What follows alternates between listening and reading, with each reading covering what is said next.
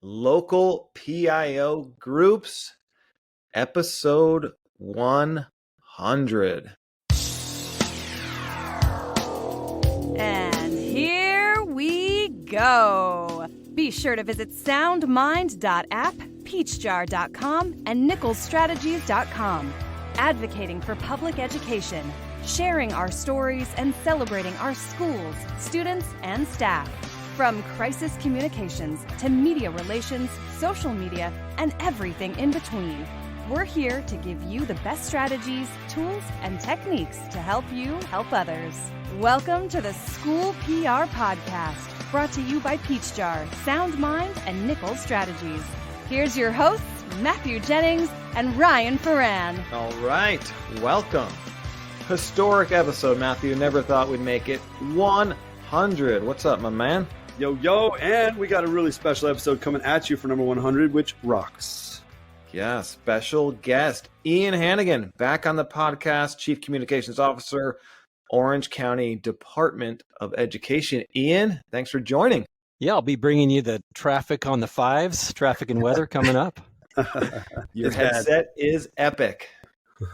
So 100th episode, we're going to pretty much just do a clip show, right? And play clips from all the previous 99 episodes. Is that the plan? Yeah, once our producer gets on that, we'll start playing those clips. Yeah. And I'll take a number 2, no mayonnaise, extra pickles, and we'll supersize that. Sir, you come here every day. We know your order. Thank you. Yo, got you. Thank you. Ian's wearing a very fancy headset. Those actually sound great, though, so I appreciate it. And you are right. I do. Once I'm in a groove at a place where I eat, I'm there like 5 days a week for months on months on months. Well, I listened to our last recording, and you guys sounded so professional, and I sounded like I was talking through a walkie-talkie, so I thought I'd have to step it up a little bit. You sound good. Sound good, look good. So, gentlemen, I have you here today because you are great people, and it is exciting, 100 episodes. We started a long time ago, many years ago, and I didn't think we'd make it to 100 episodes, to be honest. And Matthew's been on the past, year or so, and we had a record number of downloads in 2023 and still counting. So I appreciate all the new people in the field listening and everyone kind of participating and showing the support and love, especially our sponsors, Peach Jar, Nichols Strategies, and SoundMind. Without them, none of this happens. So go check them out. Appreciate it. But local PIO groups is kind of what I want to talk about. Ian, I feel like you were the OG for this. You started a great group down in Orange County, and I stole that idea, do it here in the San Gabriel Valley in LA County. And we all have NSPRA, we have CalSPRA, amazing groups, but sometimes it's nice to have that closer connection, much more regional. And you started this OC group. I guess tell us how this kind of came up and how you formed it in case other people around the country think this is a good idea, and I'm sure they will. Well, I started here at Orange County Department of Education back in 2015. And, at the time we had some I'd say loose friendships, connections of other PIOs. I had been a PIO at a district, and I think it was about just getting us together. But I think the challenge is, you don't want to, everybody operates independently. We all operate independently under our elected boards and our superintendents. And so, you want to make it clear that the county certainly doesn't oversee the work of PIOs, but could we bring a network together and maybe be a little stronger than the sum of our parts?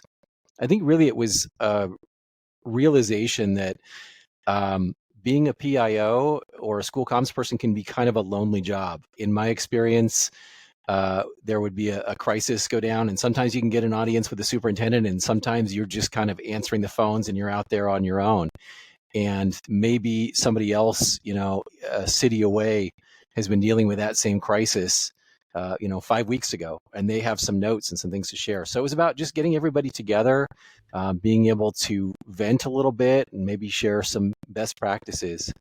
And then, Jennings was there from the get-go. You allowed that guy in your group? Jennings taught me all about business casual, which I've embraced ever since. Wow.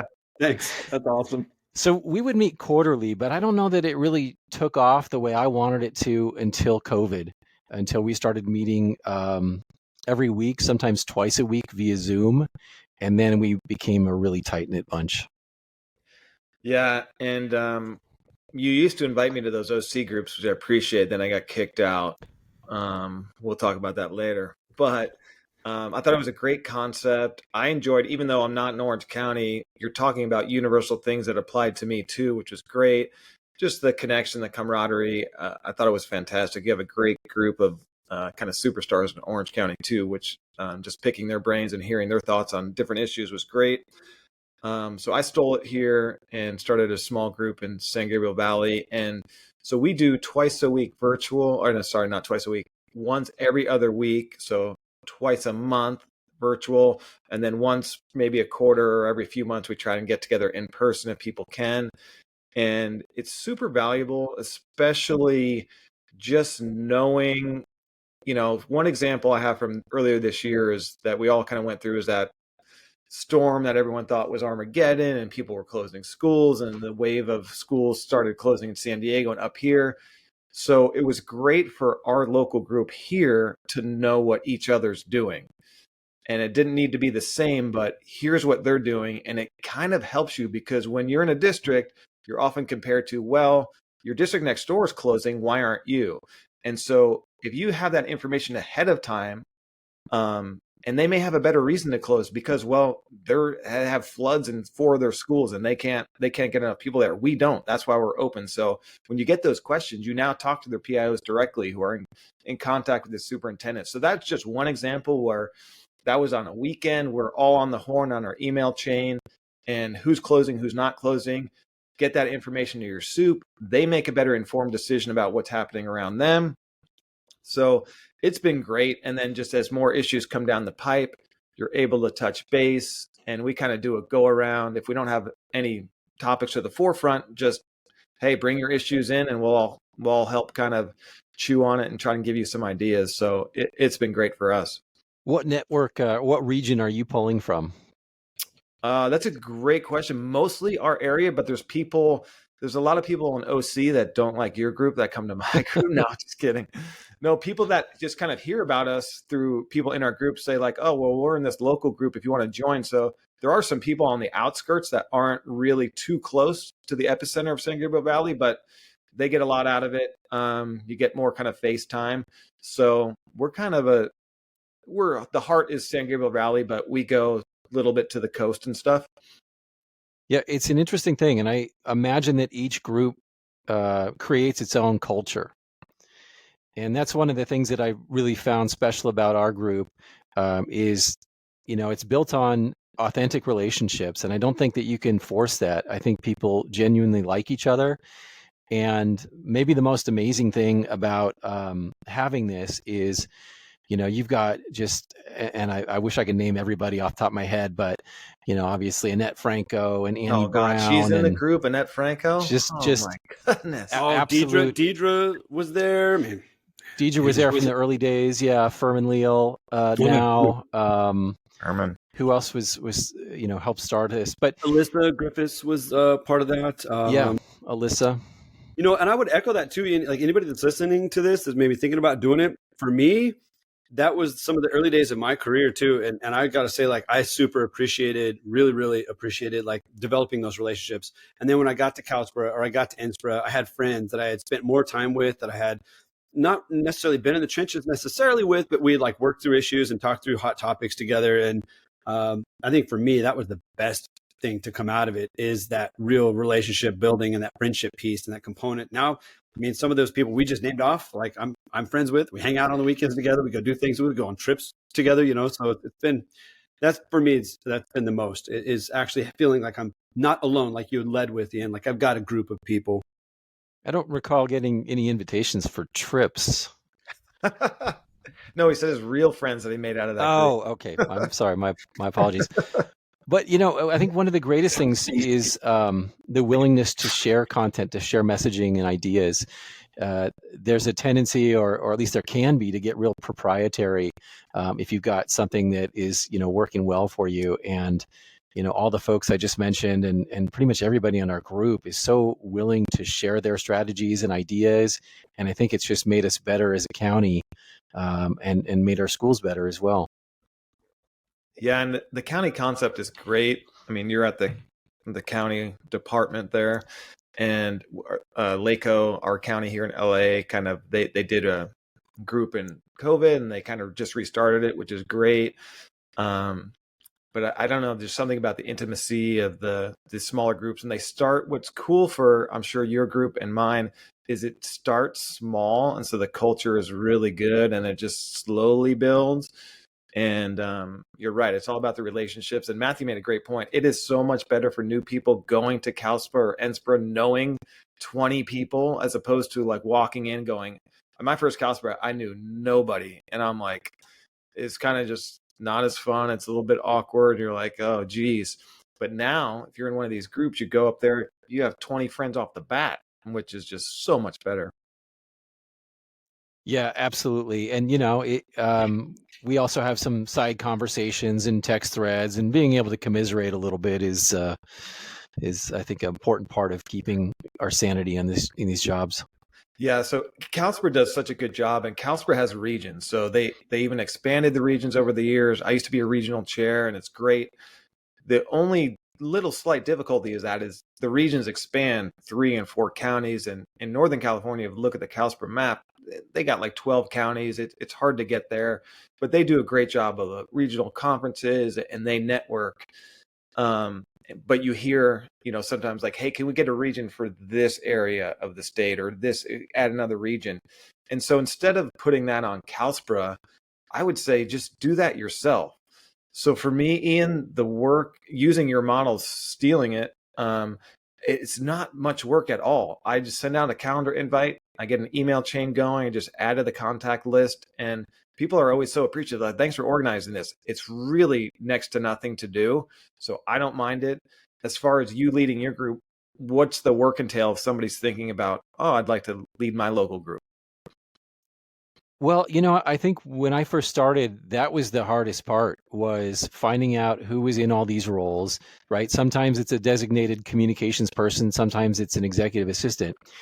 And then making phone calls, doing cold calls, which, for a lot of folks, it's not their favorite thing in the world to do. So, getting a sense of who is in these roles, getting them plugged in, getting them to attend a meeting.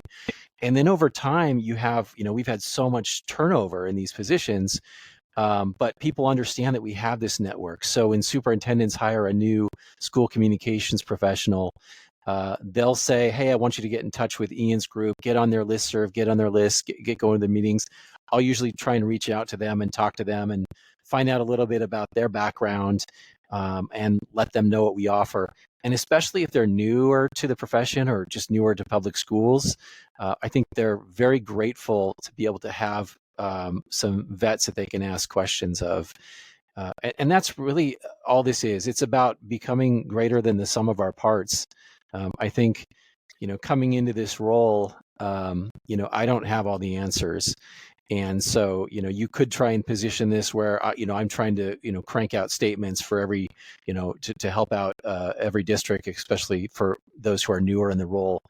But what we have is just this great resource of, human capital of expertise. And so it's really about tapping into that. And no one of us has to have all the answers. So true. And you said something about turnover too. We did, even in that group in those early days. I remember Keith Sterling. Now he's at City of Beverly Hills. And who was the gal that was in that was also HR? She was like the HR superintendent or something like that, but did all the communications. I forgot who that was. But there was someone in our group that wasn't even the official comms role, but it just got thrown to her in human resources. So it is true. And you bring those other categories together, and that brings even more diverse perspective into the conversations around, school communications and crises. Momo was a big thing back then. I remember that was one of our meetings, that nonsense. But, it's had kind of like a fluid agenda too, that we'd all have the ability to add input to the agenda. He'd send it out like a week before, and we'd be able to go in and say like, oh, I want to talk about this, or I've got this going on. And then there was always just extra time for like, commiserating and talking. I miss Momo. It was really it was a simpler time. It was a simple when time, Momo was the top issue. Yeah, Lisa Winston. Do you remember? Lisa, now she's a superintendent. And now she's a superintendent. And we've had a few of those. Mario Carlos in La Habra. And so we've had a few folks who have gone on to, earn the top seat in terms of superintendencies. How could I forget Lisa? Aunt Lisa, if you listen to this, I'm so sorry. I forgot. I couldn't remember off the top of my head. It was out of context. But Lisa Winston's a rock star. She's over there. Her amazing communications manager, Adriana Angulo. Yep. Shout out to Adriana. Yeah, that's a good team. Saw them at Calspra. But you know what? That's funny you say that. So you had a couple people not exactly comms go to superintendent role like Lisa. But if it's hard to be a really good superintendent without having really good communication skills, even internally or externally. But I feel like you walk into a board and be like, this is how I'm going to brand our school. This is how I'm going to communicate. This is my media relations philosophy. I think you're going to blow some people away. And I'm sure she picked up a ton from you guys. Now, so Ian, do you do an agenda every week? Should I be doing an agenda, or just kind of off the top of your head, you have a couple topics, or how do you do that? Yeah, this is the part where I'm a little embarrassed because no, there's no formal agenda. Mostly it's a roundtable, but I do, usually we'll start off with a couple of topics that are of interest, or if some of the participants have hit me up in advance and say, hey, I want to talk about this. So on our next meeting agenda, I think one of the things I'd like to talk about is kind of what comes next after AI. And, of course, we're going to be able to put out all this, content so efficiently, but as is everybody else, which means, I think in the next few years, families are going to be flooded with what looks like very high quality information.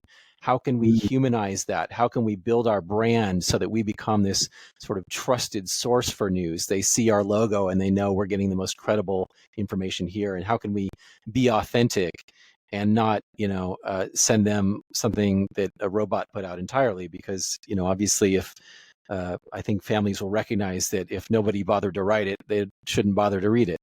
And so that's a conversation I want to have with this group. And again, I'm so impressed with all of the content and the the communications that they're putting out. So it's a great resource for me too, to find out what's really happening at the district level. Hey, do you know a good way to humanize all this AI stuff? Yeah, we've had these conversations, and I think that I have a sarcastic answer for you. Yeah, go for it. Sorry. All you have to do when you type in the request is just say humanize this response.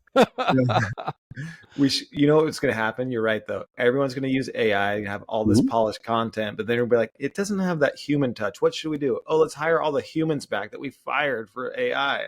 Let's use some humans. I wish I could see that happening. Well, what's funny is too, and I think I've said this too with you, Ryan, but on a previous podcast maybe, but I heard a keynote at CGCS, the Council of the Great City Schools in St. Louis this past time, who said it really, really well. It was a keynote a speech on AI and the use of AI, and they drove home the fact. Somebody asked the question live, is it going to take over our jobs? And she said, absolutely not.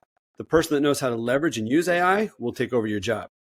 And it just really hit home. That makes so much sense to me, because it's like anything else. It's going to need human intervention. It's going to need to be managed. And the person that knows how to leverage that the most effective and efficient way possible is going to be the one that gets the job. But it's not going to replace us completely. But you're right in that how it writes. It's like when you ask your attorney for an opinion on communication and they give it back to you and you're like, yeah, I'm not putting that out. I'm going to need to rewrite this entire thing, right? Like, I get where you're coming from, attorney, but my families need to read this and actually understand what's happening. So same. What you said is so on point, Matt. And, you think about, it's not just how the work gets done, but it's about prioritizing what work needs to be done. Yeah. What issues are there happening in your community that need to be addressed, or you need to be proactive? And that, requires a little bit of executive management. It requires that critical thought. Those are things that I don't see AI doing. That and peeling eggs. Every time I peel an egg, I think, try this robot. Try this robot. Or an orange. No, they can do oranges, just not eggs. Okay. It is a good point, though, because that brings me back to, like, we had a big podcast about AI, did really well, but in that discussion we're talking about the invention of the calculator. That was a big thing in schools. It was like, oh my god, these kids are going to be cheating using this. The Mhm. internet itself. But remember, social media, it's like, oh my goodness, social media, like, how are you going to do it? You're going to have to hire 14-year-olds that are on social media all day. But it's how you utilize it, because you still need to put in the prompts. You still need to know how to integrate it. You still need, somebody's got to put in the information. AI just doesn't sit at your desk and do it for you. So don't be afraid of it. Embrace it. See how you can use it. Play around with it. If you haven't done it yet, you should definitely check it out. Put in some prompts, and you actually get better yourself at using AI. As AI gets better, you also learn how to put in better prompts, and you can easily, you try one thing, okay, write a press release about Arcadia Unified budget, and then you're like, okay, compare it to these, and so you learn how AI learns better, and I think you're right that if you know how to utilize it, you'll be just fine. I think the best way that I've found to utilize it at this point is as a thought partner, Yeah. and to be able to kind of dialogue a little bit back and forth on messaging. Mhm. And I know that a lot of the school communicators in our group are really using it in innovative ways. I get a lot of their messages. I'm on a bunch of their messaging lists, and it's just, I'm always impressed to see what's going on. Rena from Tustin, she's putting out videos. I get them every Saturday, and I'm just like, when do you all have time to do this? These extraordinary videos that I know that they have another staffer who edits those together, but just a ton of work to do that every week. And that's what AI does. It'll free us up in other areas so that we can focus on some of the other messaging that, especially in the state of California. So I have the benefit, right, of getting to travel the country and talk to a lot of other comms departments. I was talking to some communications departments in Texas that have 50 plus people in their Those communications are big department. departments in Texas, man. And their Wow. communications Mess department, around. right? Like, it's insane. Or Florida, or some of these other states that have really significant resources, right? In California, we are really still a very undervalued position. I think a lot of superintendents have come on board with the fact that we need to have professional communicators on staff, but we're not funded in the way that other states are. And we're huge. We're the fifth largest economy on earth still, right? I mean, we're competing for students in many ways, in desperately competing for students that other states aren't. Like Texas, I talked to an elementary district just a couple of weeks ago. They're building 14 new elementary schools next year. They're seeing an influx of students, right? Where we're seeing a decline. Most areas are seeing a decline. But it just goes back to AI, especially for those one-person shops. And we kind of like transitioned to AI here. I'm not sure how this happened, but bring up resources and capacity in one-person departments or small departments that allow you to focus on other areas and storytelling. Because at the end of the day, we do need to be out there telling our stories, making sure that the community at large sees the good work that's happening within each classroom. I love what's happening in these areas, and just how innovative people in our profession are becoming. When I first started at Irvine Unified, I would say we were a bit siloed. I would hear from the county office every so often, but I knew that there were some real veteran public information officers in Garden Grove and in Tustin, but they certainly weren't across the board. And the job was very different back then. It was a lot of event planning, press releases, media pitches. And now, through all the platforms, including Peach Jar and including others, I'm just constantly amazed at all the innovative ways that people are getting out. They've kind of built these communications infrastructures that really match where their districts are at and what the community needs are. And it's great to see. There was a time when we started our blog, OCD Newsroom, and before that we had one in Irvine. I felt like we were really cutting edge and pushing the envelope, and now it's just it's quantum leaps, and some of the things that people are doing are so impressive. If you want to check out more Ian and his OCD Newsroom, what podcast do we do that on? Forget the number, but it's on the podcast, and how you created that newsroom. That was an awesome discussion. I think people would appreciate that, but that's out there as well. The previous podcast was with the whole Peach Jar team. Somebody mentioned Peach Jar, And I actually just sent somebody that podcast because we were talking about Peach Jar and digital flyers, and they were having questions about who do you allow to use Peach Jar and who do you not? The kind of community guidelines. I said, that's always the toughest decision. Peach Jar is great, but it's like, all right, who are we going to allow to use it? So we talked deep in that one in episode 99. Somebody also mentioned the budget. We're going to have Kevin Gordon from Capital Advisors on next week. We're going to talk to him. You guys may have seen the news, California, $68 billion shortfall. Yes. So scary. We're going to ask him how we all got double-digit raises last year, and we're all going to be figuring out what to do next year. It's so true.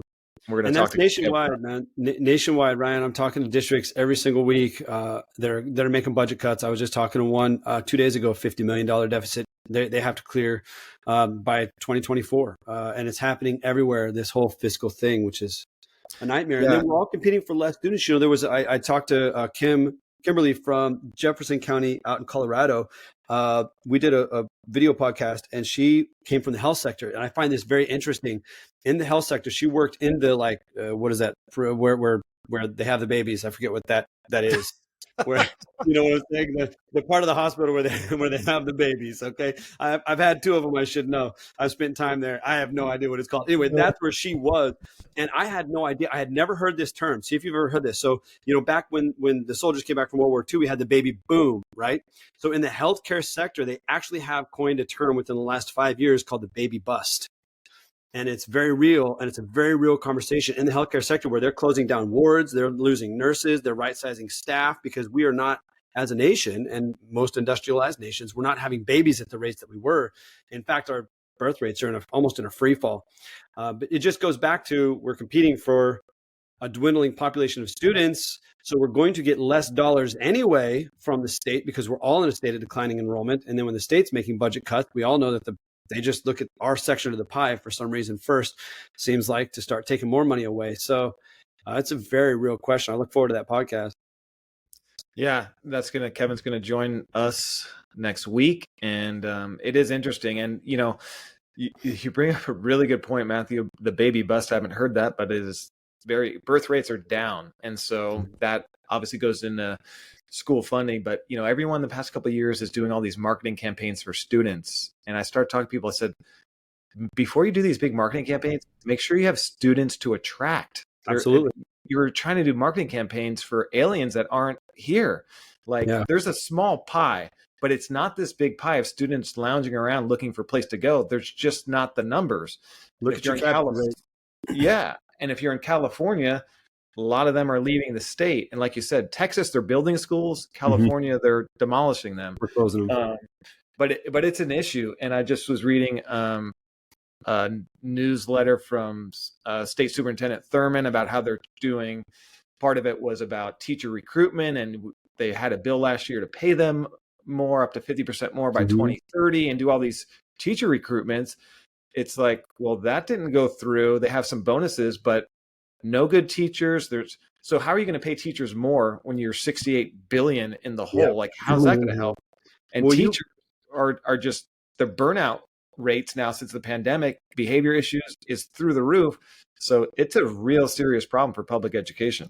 It is. And you bring up something that I think you said really quickly that needs to be repeated, which is look at your capture rate and find out if there are even students that you're not getting. And, you know, I was talking to Randy Barber, Boulder Valley, out in Colorado as well. And he was saying, you also don't want all those students. You know, there are students out there that just, it's not the right fit for your district. And so you really want to pay attention to how that works. And then I did a really great video on declining enrollment with Krista Midget that you can check out on Peach Jar Extra Credit in the next, several weeks or so. And we talk about an award-winning strategy that one district is utilizing to bring kids back that they did lose to private and charter schools very, very highly successfully. And it's a strategy that any district across the country could leverage tomorrow and start bringing kids back that they lost. And they've returned, I don't know, 50 or 60 kids like that in just a 2 or 3 months work. It's cool.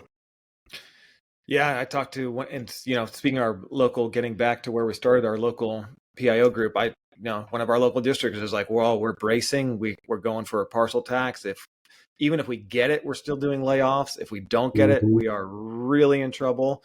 So it is coming, and it's not. But the annoying part is we saw this last year when everyone's dishing out double-digit raises. It's like, how? We all know the economy is ready for a cliff, and yet, that kind of frustrates a lot of people, I know. So, Ian, Ian. Yeah, what do you got, Ian? how's the OC? Are you guys just building mansions on the beach, or are you guys affected like the rest of us? I'd be interested in knowing what the county office perspective is on this budget. No, I mean, cliff. We're heavily impacted, I think, in Orange County because of property values, and it's just we're not a place that new families can come and buy a house, and so I think all but a couple of our districts have been declining, and that really has an impact. I think we're about to lose some of the federal cushions that we enjoyed, or helped get us through COVID. We just had a first interim report. I'm very fortunate that our organization is looks like we're going to be fine the current year and the 2 out years that they look at. But yeah, statewide, it's just an extraordinary challenge, and especially in places like Orange County, where we're just not seeing young families. That's such a good point. And the other issue that is a little bit out of our control is the perception of safety. And like California and San Francisco and some of these big cities, you're seeing retailers move out. They're saying, we can't, that big mall up in San Francisco just said, like, here's the keys, we're out of here, we can't do business. So the safety concerns. So I know that's happening in some cities in California throughout the nation, where there's this crime perception in cities that never been there. And that is an issue where if the safety of the community doesn't get there, then nobody's moving to that city. The school district enrollment is going to drop even further. And so that is a big statewide issue that is going to impact schools, but I don't know if people have made that connection yet. So this safety and what we're going to do with crime and it's huge in California. People in California know what I'm talking about.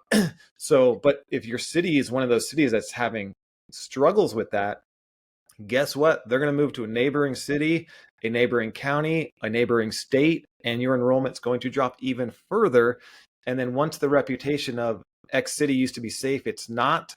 This city over here is way safer, go over there.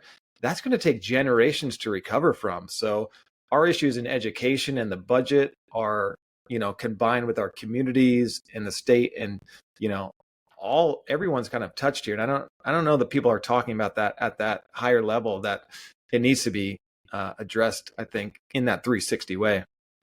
Yeah, and I think that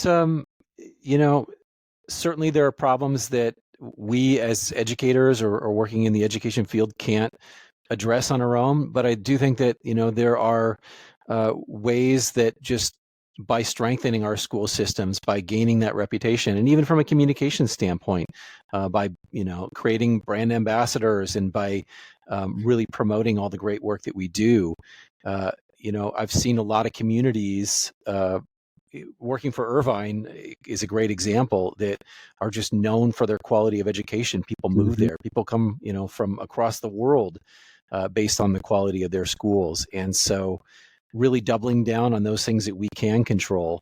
The flip side of that is when you have schools that knock it out of the park and you have thriving communities, you have home prices that also exclude people. So I don't know that we're going to solve all these problems on this podcast, but I think all we can do is really focus on our roles that we're so fortunate to have to promote the great things that are happening in schools, and be a seat at the table. I always say, as school communicators too, especially if you're on cabinet, to be able to be a voice in the room. This is what we need to be able to promote. This is what we need to be able to tell families. Therefore, this is what we need to be able to do. I think that we can play a strong role in not just communicating about schools, but helping shape them as well. Yeah, you bring up two good points. One is we can still do our roles and help promote the good things happening. The seat of the table is important, but I think that seat now needs to work with your local city people a little bit more and saying, like, here's some of the issues. We need to do this together, because you can put out all the good stories you want, but you can only put so much lipstick on a pig before it's like, no, this is an unsafe city, unsafe community, and people are they're going to leave people aren't going to move in. And some of those data points you'll never get because you don't really know who doesn't move into your city. You'll know people that are leaving, but you won't know that they picked X city over Y. You're not going to get that. But I think you're right. You can advocate in your community. You can tell those stories. If you don't have a comms team and now in today's climate, you're thinking about hiring a school communication person, I mean, now is the time to do it. Even with budgets terrible, we're talking about what you can control. And that's one of those things you can control. Everything's done digitally. If you have nothing positive out there, you're not cranking stuff out, highlighting your amazing teachers, your students, your community. I mean, good luck. I don't know how people are going to do it, but yeah, some of it is in our control. And I think what's not, you brought up a good point, Ian, start advocating, start getting seats at other tables in your community and see what you guys can do as a team. You mentioned the marketing piece too, and whether or not that the students are there for that. I think that one benefit of having this, regionalized PIO network or school communicators network. I always say school communicators because we have so many different job titles, people who handle these roles. But to be able to come together, to talk to your neighbors, to work these things out. I think that you can, feuds are created sometimes when one district is trying to market to another district's families. So to be able to work out, give advance notice, this is what my board really wants to do. How can we do this in a cooperative, collaborative way rather than an adversarial way? Another benefit that, comes with having these groups getting together and talking. I want to say actually directly to that, Ian, excellent point, because in Tustin, anytime I would send out a postcard for kinder registration or open enrollment or whatever, it would hit zip codes that hit Irvine and Santa Ana. And because of the relationships built back in that school communicators group with Furman and Annie, shout out to Santa Ana and Irvine, I would call them up and tell them, hey, I'm sending out a postcard. Some of your families are going to get it. And they would do the same, vice versa. They would call me up and say, hey, we're sending out a postcard. Some of your families are going to get it. Because inevitably, that board president's going to get that postcard. The first call they have is to the superintendent, and then you're getting hit on the head. So I was able to then go to the superintendent and just say, hey, next week, postcard's going out from Santa Ana. Some of our families are going to get it. He's able to give the board a heads up. We know it's going out. We know our own is going out in, a month or two down the road or whatever. So, but it just goes right back to that school communicators group and the relationships that we built there. How do you have that conversation where you're like, hey, I'm about to try and pillage all your students? Are you cool with that? How does that one go? It really, honestly, and, Furman and Annie, if you're listening to this, chime in the comments or whatever. But yeah, I mean, I would call up and just say, hey, just a heads up, the way the zip codes work, I'm sending out a postcard for kinder registration. Some of your families are going to get it. He would say, I'd appreciate it. One of the funny conversations that actually came out of that, Furman goes, hey, while I've got you, let me just ask you, there's a magazine that I keep putting ads in. I was like, and I'm not going to name the magazine. I was like, oh my God. Me too. And he goes, the only reason I do is because you do. And I was like, the only reason I do is because you do. And so, we're like, it's just kind of funny, So how the conversation is had is just being professional with each other, because we are in every other way. We share resources, we share documents, we share language, we commiserate together. We're on text threads together. It's just a natural step to say, hey, I want you to know some of your families are going to get this. I don't have complete control over how the zip codes are set up. Neither do they. So. Matt's so charming. You can't stay mad at Matt. I know. He's such a nice guy. He steals your kids with a smile, and you're just like, oh, it's okay. It's Matt. No big deal. No big deal. That's great. That's awesome. Yeah, so I'm glad we brought it back to the local group, because at least you can know and give people a heads up. And Matthew's right. It's such a good point. It's just giving the soup a heads up that you're going to get a picture of a postcard from another district from your board president or somebody on the board, and they're going to say, what the heck is this? Or are we doing this? And so at least they can kind of prep themselves and say, this is why they're doing it. And, we can or we cannot do it. Or we analyzed it. Is it worthwhile? Then no, it's not worthwhile spending $10,000 for the 2 students in this area that we don't have, kind of a thing. So, yes. Yeah, really good points. As we wrap up, gentlemen, I mean, we covered a lot. I thought we were just going to talk local groups, but I'm glad we got to where we got, because actually AI and the budget and all this sort of stuff and marketing, really important topics that have been around for a while, and I don't think they're going anywhere anytime soon. Yeah, that was cool. Yep, that was cool. Well, hey, I mean, if you are interested in some of the marketing and branding stuff too that we just talked about, another episode that's coming out on Peace Jar Extra Credit is with St. Louis Public Schools. Carl and George, there are 2 absolute rock stars in the communications world. And we talk about everything, billboard advertisements, radio advertisements, television ads. Like we go top to bottom on that video and talk about the effectiveness of it and how it's working for them. So just some other strategies as well. If you are interested in learning more about your capture rate and digging into that data and trying to, pick up a few students that you might be missing. Yeah, PCR Extra Credit, you guys, you do such a good job with that and getting free information out for professional development for everyone. So I would highly suggest people subscribe to PCR Extra Credit. It's a great YouTube channel. Follow them on social.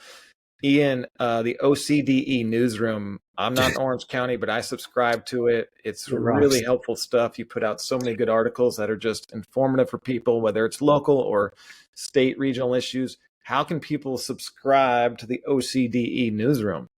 There's a link on there. Subscribe for updates. Go ahead and just pop your email address in there, and you'll get our inbox edition once a week. You want to do that?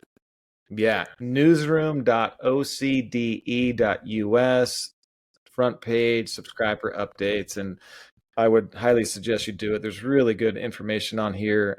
You can see how a good localized story is done, but then there'll be other topics and articles that apply to you and make you informed and all that sort of stuff. Shout out also to Rob Mazzaros of Kern County, and they've created their own newsroom as well. It looks great.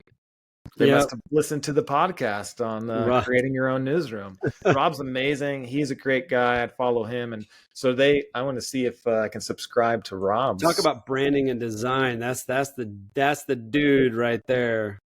While I have a microphone and a podcast, Ian, let me just tell you, thank you so much for being you, my man. Seriously, I wish every district had a county office of ed with someone in the comms department just like you with your vision and leadership. I know you got me through a heck of a lot, man, including, even though I was in San Diego County at the time, including COVID, reaching out to my peeps up there in Orange County and staying in tune to your newsroom. And so just really, truly, truly, you have an incredible reputation behind the scenes. I don't know if you hear it enough, how loved you are, how much people do love you, but really good work that you all are doing there at the Department of Ed. I really appreciate it, and all the credit. I work for Arcadia. I'm not at the Department of. That was all in. It was all in. No, echo all that. All the credit to you. I mean, we're all stewards in these roles, so whatever we can to, advocate and kind of keep this endowment of public schools going for the next generation, we got to do it. Amen. Yeah, I not as poetic as Matthew. That was very nice of what you said about Ian, but it's true. I've texted you off the thread, off the grid a few times, asking for resources and advice and information on stuff. I really appreciate Once Upon a Time getting invited to the OC group. I appreciate getting kicked out of it. That was also just the same honor because Matthew clearly got kicked out of it as well, which is, I'm in good hands. So I appreciate everything you do. I got an invite every Friday. I could join in. It's on my calendar. We'll remedy that. Mine's been deleted. Mine comes and goes. It's just like how if Ian can stand me for that, or not. I mean, do you remember every group that played Saturday Night Live? No, but you remember Elvis Costello because he got banned. I remember the hits. Yeah, I remember the stories. That's awesome. Very good stuff. Well, Ian, thanks for everything. Thanks for the idea of the local PIO group because I stole it. I use it, and there's 20-something people in my group who probably don't know it, but they should be thanking you too because that's an idea that I robbed 100%, and so we appreciate it. Absolutely. Hey, and throw me an invite to your group sometime too. I'll pop in and see if I can pick up ideas from you. Yeah, I'll talk to my people, see how that. No, but I did talk to them. I told them about our idea of doing a collab between our two groups and maybe meeting for happy hour or something, and they were very excited to do that. Or just doing a virtual with the two groups, and that would be easy to do, and just kind of making more connections for people in the area. Because I don't know, this feels like the rival news gangs on Anchorman to me. Telemundo's about to show up for sure. It's going to get real serious. But it's cool because some people, they live very close, but they work further away. So they may live in OC, but they're working in San Gabriel Valley. So it's kind of cool to connect people like that. At the very least, a happy hour. I can't tell you how many good ideas, or at least they seem good at the time, come from, happy hours to be able to get people out in more social situations. If Annette Franco goes, I am there. She's not there, I'm not going. Fair. Party. She's the best. All right, guys. We'll appreciate it. And then Ian, you probably haven't heard this yet, but this is the legendary Matthew Jennings jamming on guitar right there. Yeah, that's great. That's So good. What did you that can go. pause? You can hit the end button now. It's leave down at the bottom there, Ian. No. Is he playing the outro music? No, I'm staying for this. I might. No. Yeah. What We happened had a to lot it? of shout outs on this episode. Yeah, a lot of name dropping. Almost a record. We had one episode with so many name drops. Too fun, man. It's too fun. We should go through and count all the names on this one. I know there were a lot. Some we actually remembered, some we forgot. But Can you tag them in the social media? Is that a thing that the kids do? We need to. they do that. The kids do it. All right, guys. We'll appreciate it. Good work as always. Great catching up. Let's do something soon in person, in real life. IRL, as the kids say. And thanks for listening to episode 100. Wow, triple digits. Next week, Kevin Gordon, we're going to talk about the cliff we're all facing, what to do, what to expect. Last episode, we had the Peach Jar crew on. If you're not using Peach Jar, listen to that episode. It gives you everything and guidelines, best practices, and the like. We have Ian's podcast about how to create a newsroom for your school district. So check them out. For now, keep telling those stories and advocating for public education in your communities. Thanks, gentlemen. See you. Thank you.